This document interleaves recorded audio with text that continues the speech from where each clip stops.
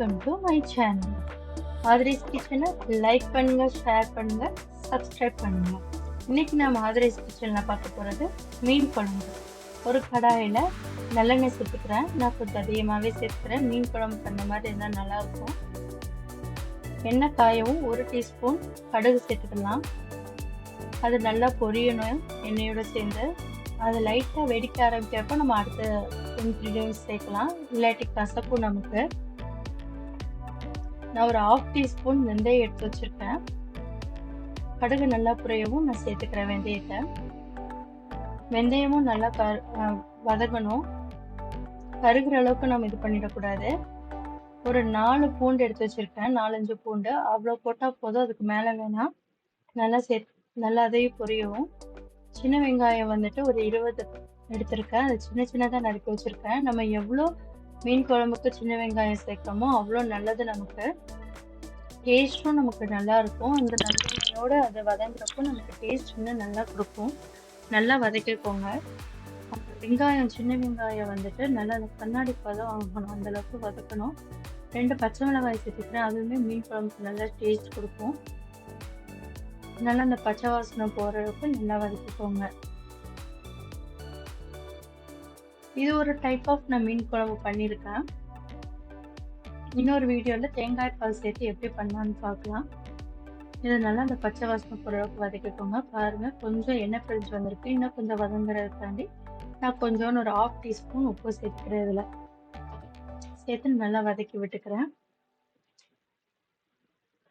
நான் ஒரு 2 பெரிய வெங்காயத்தை 1 டீஸ்பூன் சீரகம் போட்டு அரைச்சி வச்சிருக்கேன். அதை இந்த சின்ன வெங்காயத்தோடு சேர்த்து அதுவும் பச்சை வாசனை போகிற அளவுக்கு நல்லா வதக்கிக்கலாம். ஏன் இத்தனை தடவை வதக்கணும்னு சொல்கிறேன் அப்படின்னா, அது நல்லா எவ்வளோ வதங்குறோமோ பச்சை வாசனை இல்லாமல் அவ்வளோ டேஸ்ட் கொடுக்கும் நமக்கு மீன் குழம்புக்கு. வதக்குறதுல தான் இருக்குது நமக்கு டேஸ்ட்டு. நான் ஒரு 2 பெரிய தக்காளியை கொரன்னு அரைச்சி வச்சுருக்கேன். இந்த ஸ்டேஜில் அரைச்சிக்கலாம். அரைச்சிட்டு இப்போ பச்சை வாசனை போகவும் அது கூட நம்ம சேர்த்துக்கலாம் தக்காளியை. இப்போ அதையும் நல்லா வதக்கிக்கலாம். பச்சை வாசனை போகணும், அந்த அளவுக்கு நல்லா வதக்கிக்கலாம். நான் ஒரு எலுமிச்சப்பழ அளவுக்கு புளியை எடுத்து கரைச்சி வச்சிருக்கேன் முன்னாடியே. 4 ஸ்பூன் தனியாத்தூள், 2 ஸ்பூன் மிளகாய்த்தூள், 1/2 டீஸ்பூன் மஞ்சள் தூள், கொஞ்சோண்டு கருவேப்பிலையை இந்த ஸ்டேஜில் சேர்த்து நல்லா கெட்டிப்படாத அளவுக்கு நல்லா கரைச்சிக்கிறேன். ஏன் இதில் நான் கருவேப்பிலை சேர்க்குறேன் அப்படின்னா, நமக்கு டேஸ்ட் கொடுக்கும். அது வதக்குறதோட சேர்க்குறப்போ இந்த ஸ்டேஜில் நான் சேர்த்துக்கிறேன். இப்போ பச்சை வாசனை போயிடுச்சு. நான் என்ன பண்ணுறேன் அப்படின்னா, இந்த மசாலா இதில் சேர்த்து நல்லா வதக்கிக்கிறேன்.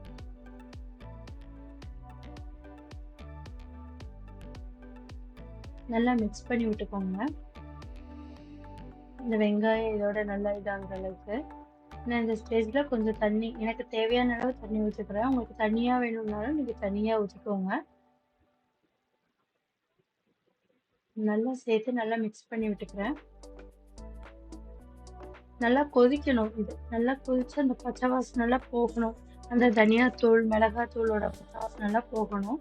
இப்போ சைடில் நல்லா கொதிக்க ஆரம்பிச்சிருச்சு. நல்லா கொதிக்க ஆரம்பிக்கணும். ஸோ அதனால நான் மூடி போட்டு கொஞ்சம் நேரம் நான் மூடி வச்சிடுறேன். ஓப்பன் பண்ணி பார்க்கலாம். பாருங்கள், ஓரளவுக்கு நல்லா கொதிக்குது. நமக்கு எண்ணெய் பிரிஞ்சு வரணும், அந்த அளவுக்கு நல்லா கொதிக்கணும். ஸோ நான் ஒரு பச்சை மிளகாய் எடுத்து வச்சுருந்தேனே, அதை நான் போட்டுக்கிறேன். இது கூட உப்பையும் கொஞ்சம் சேர்த்துக்கிறேன், தேவையான அளவு சேர்த்து. நான் பாருங்கள், நமக்கு நல்லெண்ணெய் நல்லா பிரிஞ்சு வந்துருச்சு. இந்த ஸ்டேஜில் தான் நம்ம மீன் போடணும். நல்லா அந்த பச்சை வாசனைலாம் போன பிறகும் பாருங்கள், இந்த ஸ்டேஜில் நான் மீன் சேர்த்துக்கிறேன். ஃபஸ்ட்டு மீனோட மண்டையை சேர்த்துக்கிறேன், அதுக்கப்புறம் நான் பீஸ் சேர்க்குறேன், இல்லாட்டி அது உடஞ்சிரும் கொஞ்சம். ஸோ நான் ஃபஸ்ட்டு மீன் மண்டையை போட்டு ஒரு 5 நிமிஷம் வேக வச்சுட்டு அதுக்கப்புறம் மித்த பீஸை போட்டு லைட்டாக கிளறி விட்டுக்கோங்க, ரொம்ப கிளறாதீங்க. பாருங்க, நல்லா நமக்கு கொதி வந்துருச்சு. நான் கொஞ்சம் கருவேப்பிலையை சேர்த்துட்டு லைட்டாக மிக்ஸ் பண்ணி விட்டுக்கலாம். ரொம்ப இல்லை, லைட்டாக மிக்ஸ் பண்ணிக்கோங்க. மிக்ஸ் பண்ணிவிட்டு ஒரு 5 நிமிஷம் போதும் கொதிக்க விட்டுட்டு ஆஃப் பண்ணிடுங்க. ஒரு 5 நிமிஷம் கொதிச்சிருச்சு. நமக்கு சூப்பரான மீன் குழம்பு ரெடி ஆயிடுச்சு. நீங்கள் இதை வீட்டில் ட்ரை பண்ணி பாருங்கள் எப்படி இருக்குன்னு. நெக்ஸ்ட் வீடியோவில் நம்ம எப்படி தேங்காய் பால் போட்டு மீன் குழம்பு பண்ணலான்னு பார்க்கலாம். ஆதிரேஸ் கிச்சனை லைக் பண்ணி